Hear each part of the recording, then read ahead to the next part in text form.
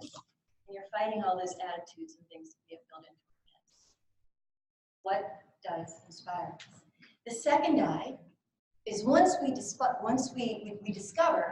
what that inspiration is for us and it translates into others, well, that's great, but that would lie under an inventory. Not real yet. So what do we do to make it real? We have to ignite it. Danny was talking about this yesterday. The ignition is the strategic plan, is strategic thinking. We have to ignite our inspiration, our values, our visions, our passion and our purpose with real left-brain planning. How do we make it real? What do we do? So now we've got an inspiration, we've ignited it with a great plan. What do we do next? We need to make an impact with it. How do we do that? Behavior. What is behavior? Action. It's the action plan. It's the timeline. I've even created a little logo around this for my own business. The Inspire, Ignite, and Impact. I to the power of 3 leadership. These are the 3, to me, the 3 key foundational cornerstones of success for ourselves and for our clients. Once we have these things in place and we're following this pattern, then we kind of help all of this move along and we see success in our clients and in ourselves. So I was working on all this for years and years and years, and we all do our philosophies and we do our marketing and we do all of our content and we start aligning ourselves to what is our message, what are we trying to get across. And there was still a little something missing for me, and I couldn't quite get my finger on it until one night my husband and I were watching the Olympics, the Rio Olympics. And of all things, a commercial came on from Dick's Sporting Goods. And maybe some of you have seen this before. But I would like to share that video with you now if the technology gods are with us. And if my aura hasn't shorted them all out. Gerard, I'm going to panic over this one. But I want to share this with you, and then I will share with you my emotional reaction. Thank you, Chip. Okay? See if this works. Yes. The same process that has been present since the beginning of time exists today in every living thing. Carbon, calcium, even the book. Our churches and sons are told that every new life is a point to the rest of Jesus. Since our bloodstream, the highest concentration of the society. We were all living in this gingerbread attitude. No gold. It's all.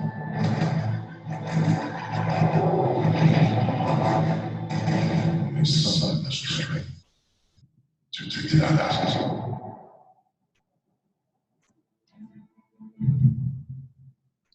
I was sitting in a chair, reading a leadership book, when this came on. And I was mesmerized. I was totally taken in. And I came up out of the chair in a huge leap.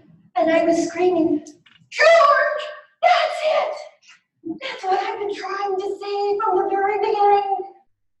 We all have hearts of gold. Honest to God, it's true. We really do. The scientists have proven it. And this is what makes me get up every day. 0.2 milligrams right here in our hearts. I really do. I've seen it 1,000 times, and every time I do, I just want to get that shot put lady beside me and teach me how to do that, right? Let me throw that thing that way. That's what I look for in every single relationship, personally and professionally. That's where I found Target.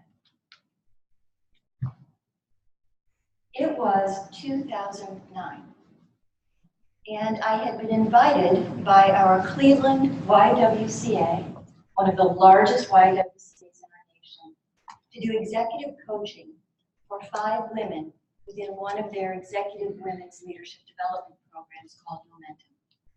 So I said, sure, be glad to. By the way, I base almost all of my executive leadership on our executive leadership process. It's just a great foundation. I morph it a lot as we go along, depending on who it is, but it's a wonderful tool. And one of my coaching clients in this gig was a gal by the name of Jolene Manning. At the time, she worked for a little tiny company called Alcoa, right? And she was the vice president of HR. We hit it off famously, had huge success with our coaching sessions together in our process. And throughout that time, from 2009 to 2014, through our coaching, we became great friends. After that, we kind of lost touch. My business started going in some different directions, really exploding with things. The coaching process had ended, and off we went, and we lost touch with each other. Even though we tried to follow up, we didn't. But you just never know. You just never know what's going to come of these things. So fast forward to 2018, 9 years later from when I first met Jolene, and I'm at a networking event, something I will continue to do till the day I die. There's such value in that. It's just different people and more selective places to go. Right? So I'm looking around the room, I'm having conversations with lots of wonderful people, and who do I spot? Jolene, across the room, some enchanted evening. Oh. So there she was. We were like, oh my God, my old friend. We ran over, hugs, kisses, all this. Where are you? What are you doing? We're getting all caught up. And it just so happened she's there with her boss, the CEO of a company I had never heard of before called Target. And at first I said, what's Target? Oh God, don't say that, Roxy. Target. Oh, okay. And Jolene is now the chief HR officer of this organization. I told her what I was doing, having great success, having a good time, having great failures and learning from them, right? It just goes on and on. So over the course of about the first few months of 2018, we got together early last year.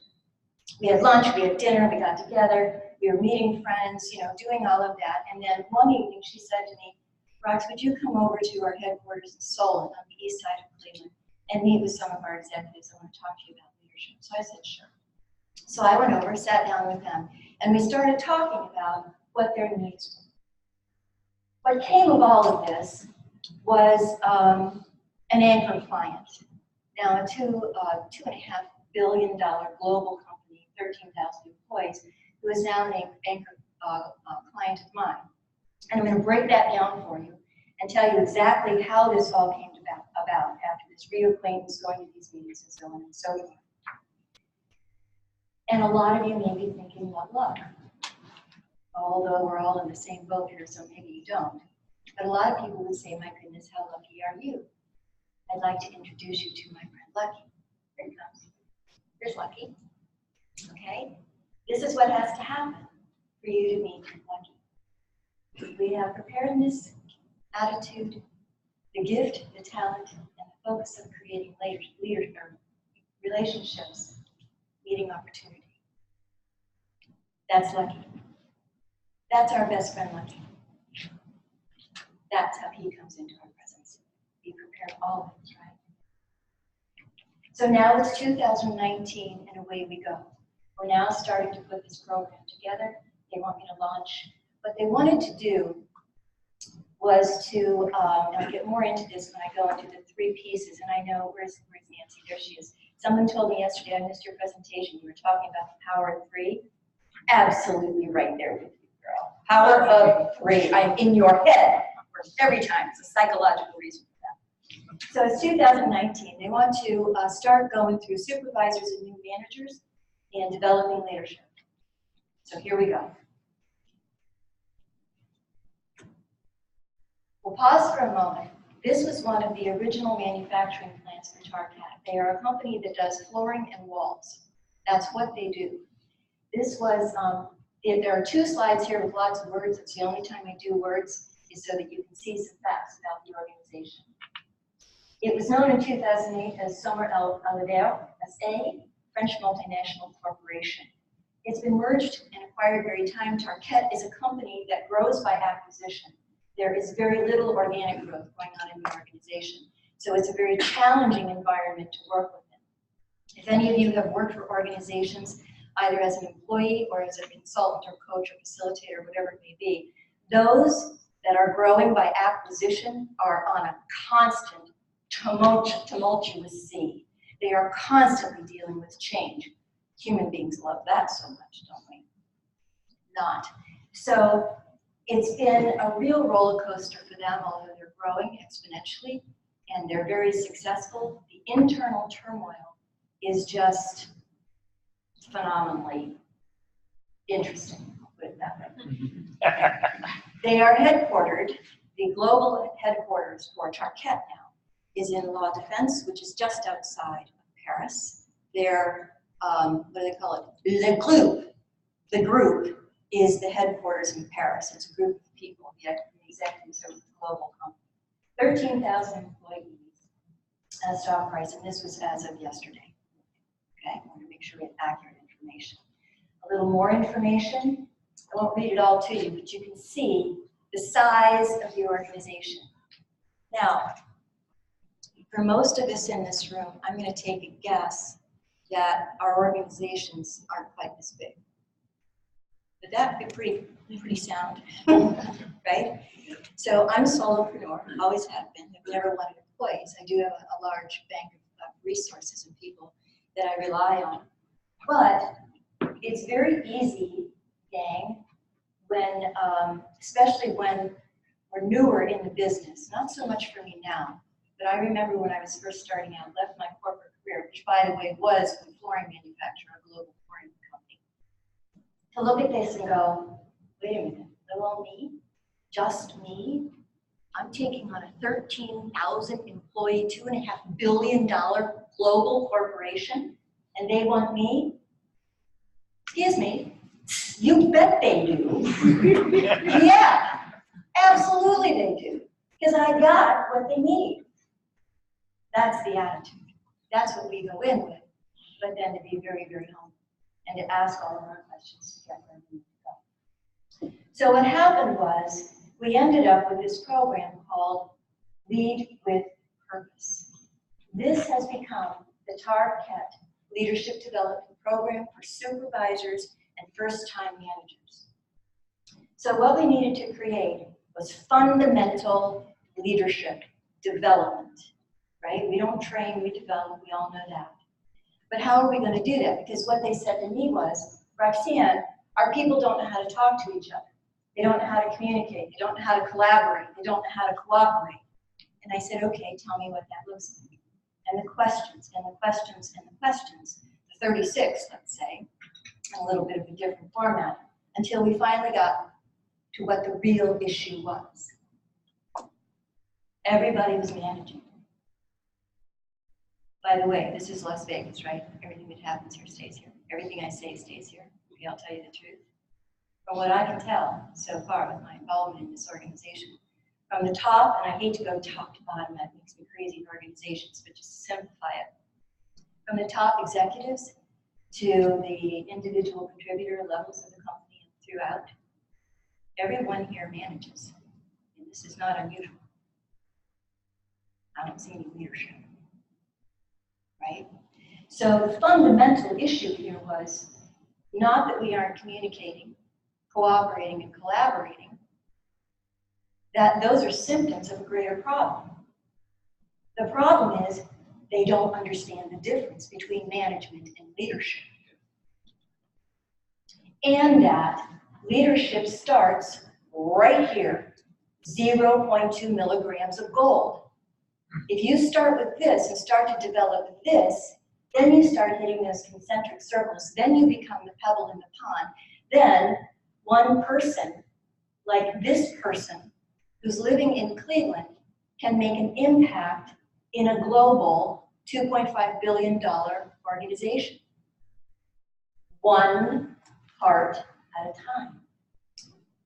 So that's what I pinpointed, and we agreed, Jolene, her HR folks, and I, that this was the real issue that we needed to address. So once again with our threes, Nancy, we'll go again. There were 3 parts. There have been and continue to be 3 parts to developing this particular relationship, this particular client. The first is people. That's the inspire piece. We got to get to the inspire piece, and we've got to get that to every level in the organization. So far, I have made it into the supervisory and first-time manager area. Also, in the embracing of the executive HR team, and in September, we're doing another program in September. Cool, one more, number 4 for the first cycle, right? So, and that's going to be the steering committee, which is the executive leadership team. Because in a conversation, we came to a realization, well, they came to a realization that I questioned them into what they already knew, they just didn't know they knew it, was that if the executive leadership team does not understand what we are doing in the supervisory and management levels of the organization, they will never have connection, communication, all of that stuff going on between the two. And that's usually the biggest gap in these middle to larger size companies. You've got executives, you've got VPs, you've got some directors and maybe market leaders or whatever, and then bam, chasm into team leaders, supervisors and managers, first-time managers. That's why, because there are different levels. Let's go back to our skills curve and look at the levels that we're talking about as we grow through organizations. That's where the biggest break comes. So it's certainly about people, and that's where the inspiration piece starts. Then it's the strategy. Then we've got to do it. We've got to ignite this thing, and that's the program. David Herlinger always used to get on my case back in the day about, Rox, just deliver the stuff the way it's been written. Trust the process, it works. And believe me, I do, but I have to change it. I have to morph it. I have to make it the client's. I have to make it mine. It's got to sing. It's got to be their language, right? So the programming is a really big deal to me. We'll get to that in just a moment. And then the promise is the impact. We make a promise to ourselves and to our clients, and to that inspiration that guides us every step of the way. What are we doing here, gang? What are we about? Why do we do this work? Because it's a promise. To me, it's a promise to myself to always be that next better version of myself, and to bring what I know, whatever that may be, to help as many people and organizations as I possibly can. To not make the mistakes, to not fall into those places where I've been and experienced total and utter trauma and heartbreak and PSTD and the rest of it. That whole emotional brain thing really hit home. So let's talk about the people, okay? How do you get to that inspiration piece?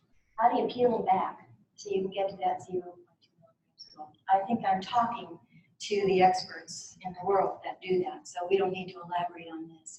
You know how to dive deeply. It's all about being very genuine, very authentic, being yourself, being vulnerable, and maybe those 36 questions, maybe in your own home. But really understanding, what do you do? Whenever I do group programs, and we go around with introductions, and I do nameplates, and all the stuff, where they can put their heart and color code, and they can do all. I always ask them, when you introduce yourself, please don't tell us your title. I don't want to know that. It doesn't matter. I don't care what your title is. Leadership is not about title. What do you do, and why do you do it? There's a big, heavy pause. Nobody ever thinks about that. Oh, not very many anyway. That's how we get to them. Listen, right? Listen to the people. What are they saying? Don't believe what they tell you the first time. They think it's true, but it's usually not. It's usually something that goes way deeper than that. Our job to find out. Coach and mentor, always. Not there to tell them how to do anything, right? Just asking. And how can I help you figure out what you already know? How can I help you tap into those talents and strengths that you can bring to this in your experience to help them understand that? Dig your roots deep and get to theirs. Understand what their root issues are. It's the issues and the problems that if we can expose those, as painful as that may be, then we can actually start to help them connect to the solutions that make sense for them in their world, in their terms, with their resources, and their ability to make it happen. And then we develop the solution together. And We then, as their developers, facilitators, mentor, and coach, we can bring all the resources that we have in our experience, in our learning and continuing growth to help them find a solution that sticks, that gets real sticky. The people part is crucial. What I also do is, and this is part of the people part for me, is creating a program. I said I work with Tarquette. This was particularly important. Not that it always isn't important, it is. But this was a very, very complex situation. We've got business units all over the world. We have a global headquarters in Paris. We have a domestic headquarters in Solon, Ohio. And we have 13,000 employees. How do we go about building a leadership development program for all these supervisors and first-time managers who are constantly churning? They're either leaving, getting promoted, or getting fired, one way or the other, right? So that part of the population of the organization is constantly growing. Where do we start? What do we do?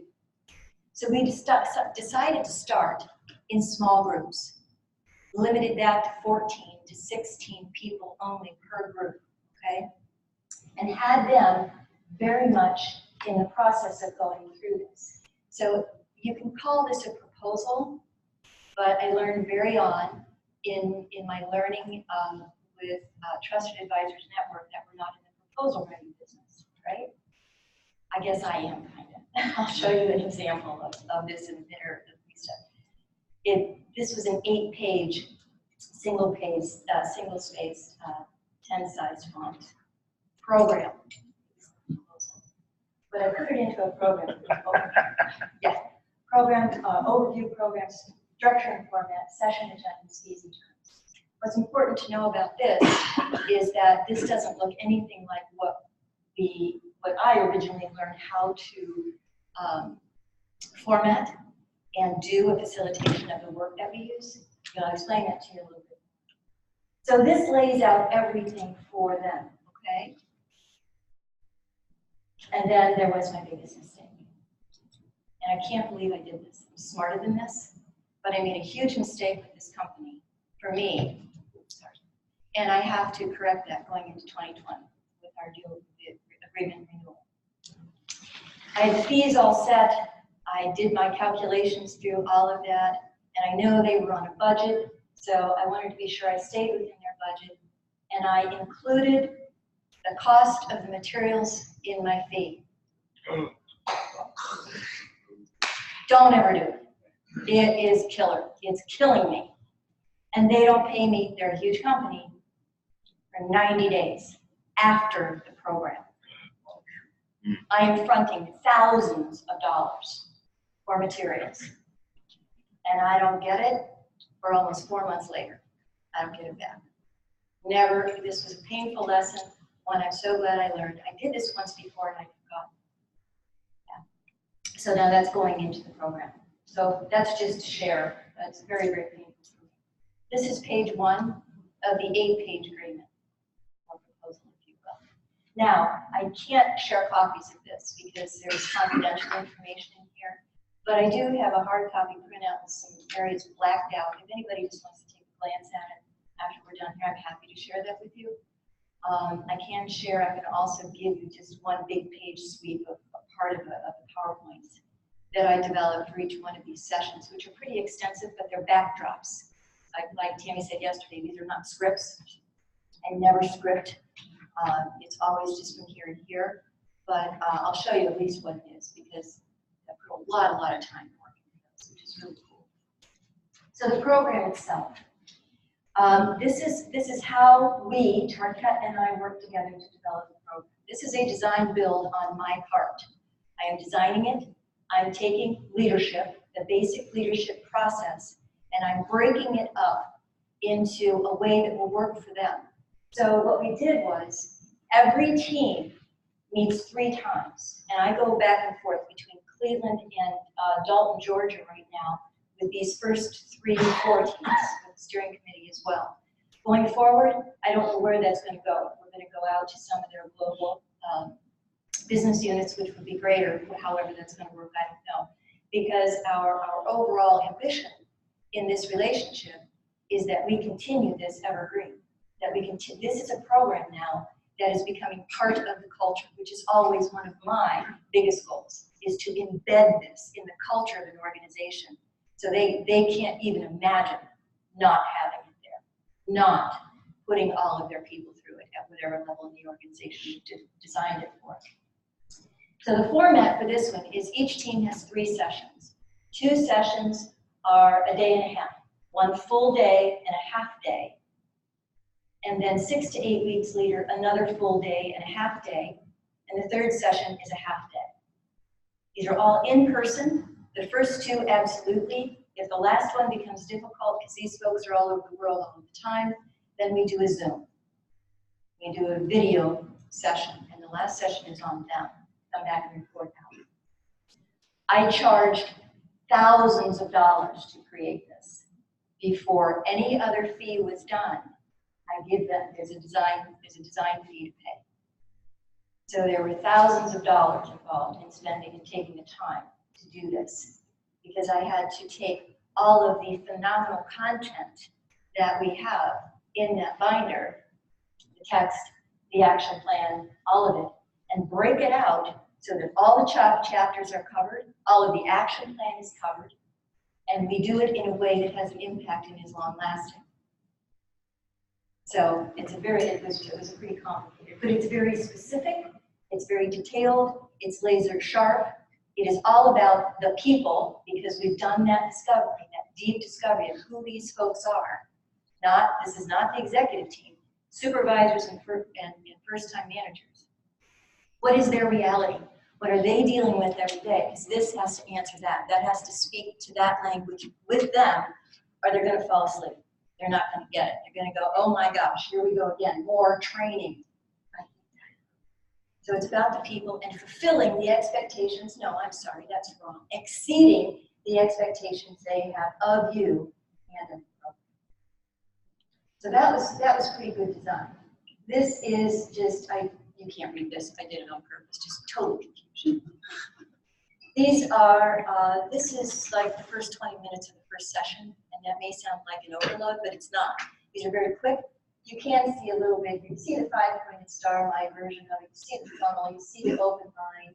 You see formula for success. You know, all of the stuff that we go through. It's all still there, but we do it in a way that is translated and built into their language, not mine, or not ours.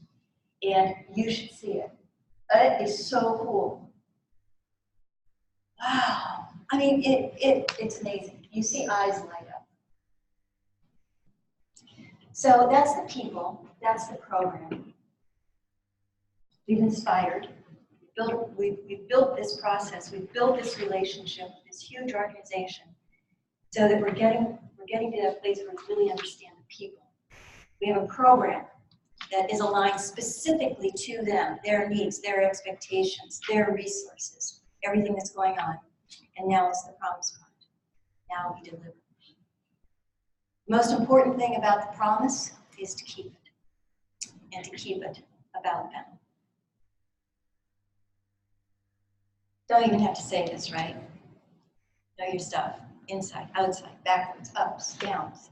Bring in, I think we all bring in other wonderful leadership resources, books that we read, information that we gain. It's EQ, it's strengths finders, it's whatever we have out there at our fingertips, and mold it in, integrate it into what we are trying to accomplish with these folks.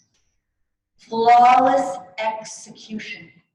How many times have you all been in a room with a facilitator who doesn't know how to facilitate? Oh, it's painful. I want to go up and hug them, right? It's flawless execution, and that does not mean following your agenda minute by minute by minute by minute. We all get that, right?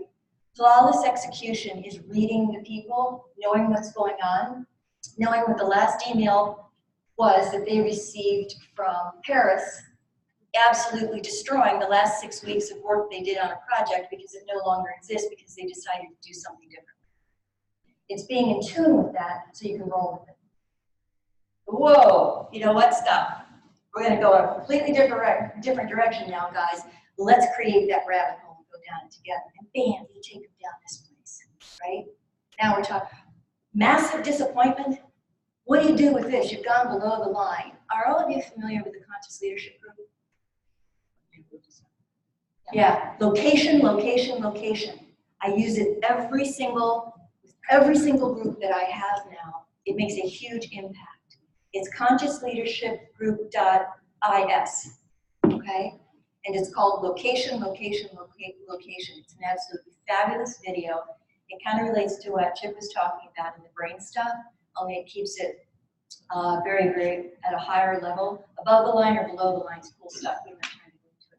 Flawless execution is staying with the flow, staying with the people, going where you need to go to get them to understand and to get what you're talking about.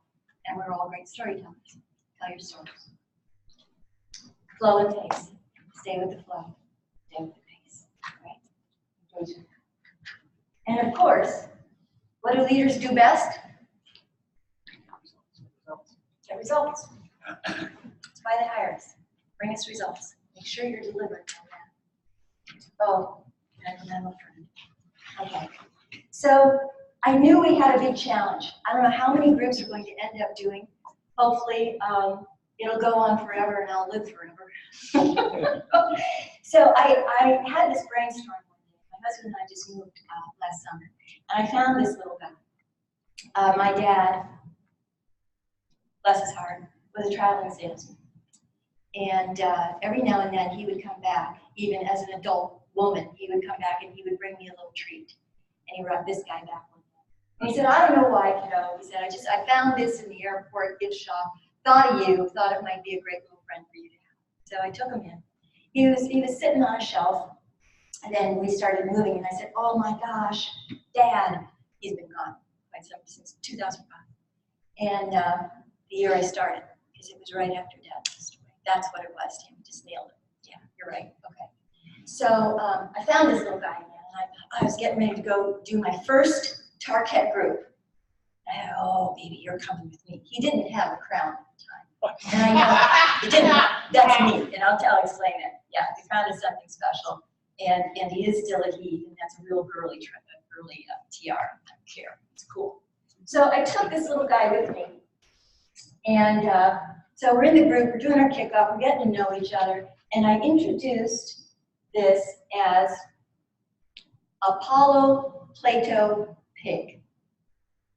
And I said, this is your leadership app. Get it? APP. Apollo. Yeah, okay. Really, guys, come on. Yeah, this stuff doesn't come easy making this up. So I have a leadership app. I have the pig. And I said, listen, this is going to be your mascot. I'm assigning you this mascot, right? Because when you have a great leadership idea, a colleague in the room has inspired you about some sort of something to do with your leadership, to do with your growth, I want you to pick up app here, the app, and give them a little toss to that person and say, thank you. You just inspired me. You just gave me an idea I've been looking for forever. It's like the 0.2 milligrams in me jumping out of the chair. They loved it. So I put app down on one of the tables, on one of the group tables.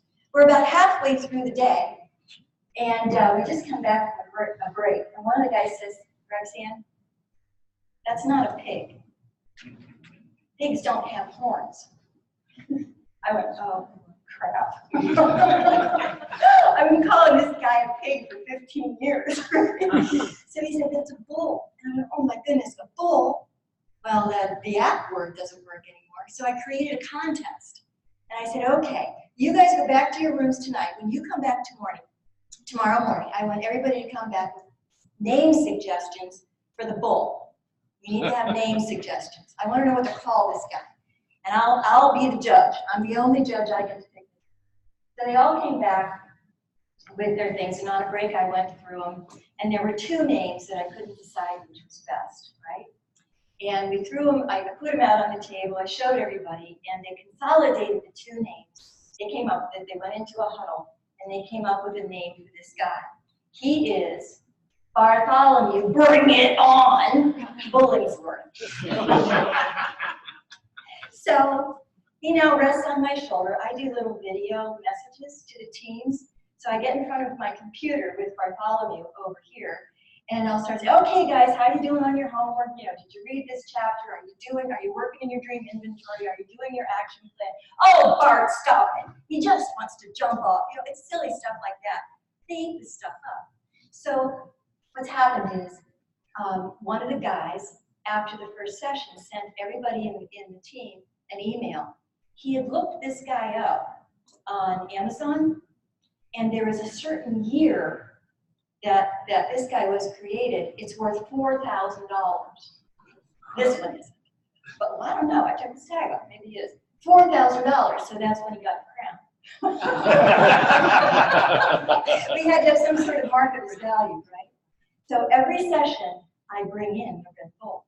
And every team gets to have a contest to name them. But here's the deal. The people in each team have to move this to each member of their team every 4 weeks. So it keeps everybody connected to leadership. This is their leadership mantra. This guy, this is their mascot, right? He follows them around, and every team has one. So they share between each other, and I check on them all the time. Where's Bart? Where's Sam? Whatever they call him. It's just one of those things that when you're working in an organization, I guess it doesn't matter the size, but especially in something like this, how do you keep them connected to each other when they're all over the globe? A little red bull. That's helped. The promise. This is part of the engagement. This is part of the fun, and we all know the rest of this. Practice, practice, practice, and prepare. Prepare. So it looks like it's easy, and we all know it's not. When I was just going into the first group, one of the gals that works for Jolene called me and said, Roxanne, we've decided that this was a total shift from the program we had agreed upon. This is a total break. Oh my God, right in the middle of everything. And Tammy and I actually talked about this, and she was just fabulous. Helped me a lot with that. I'll explain in a moment. But they said, you know what? We want you to come in and facilitate the first program, and then we're going to have 3 of our HR people attend that particular session. So then you can just come back and train our trainers, and we'll just get the materials from you. Oh my God, are you kidding me? Oh, there goes my entire financial plan for the rest of my life.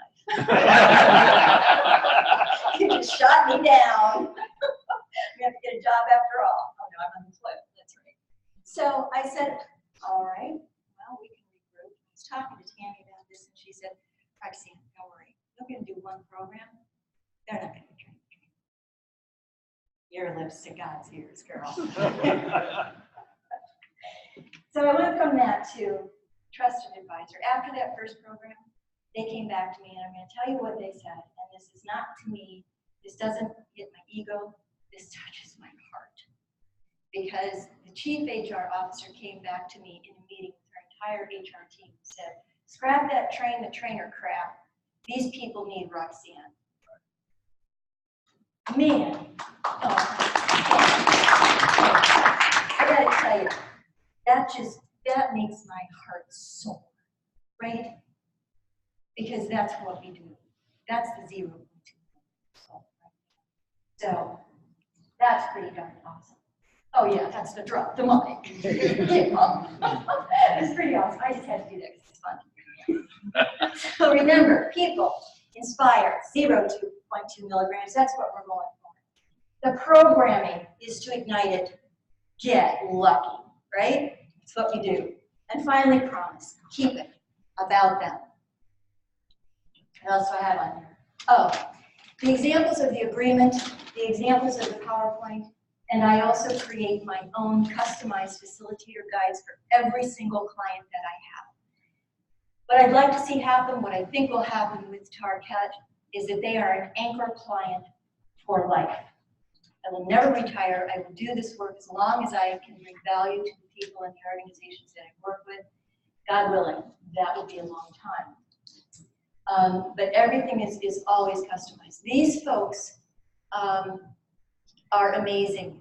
And I'm starting to feel the shift because the steering committee said, you're right. We don't know what this is, but we need to understand it. Take us through the program. These are the top executives of this company taking 2 days out of their schedule to be in one room with me to do this so they understand the people. For an organization that grows by acquisition, that's all I got for you guys. If you would like, I have to drive back to Cleveland today and get on a plane to San Diego tomorrow. So I'm going to have to scoot on out of here, and I apologize for that. But I'm going to hang for a few minutes. If you have questions, if you want to see these documents, let me know. And I thank you.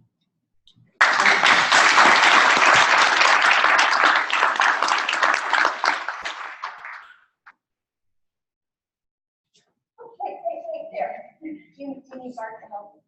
Okay. You hang on to Mark. Awesome job. Thank you for sharing your case study.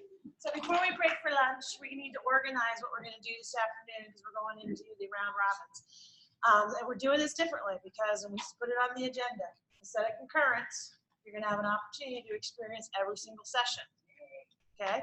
So we need some feedback on how this is going to work, but I know how well easily trained you are. You mean to give feedback or? No, to count off by 3 and remember where you're going. Oh, wow. That's what I was afraid of. Does Eric get to come in late to everything? Eric is going to be number 4, and he's going to go to a room by himself. All right. Now, I have full confidence in you, Clay, because I know you're a really, really bright man. Okay? So we're going to count off by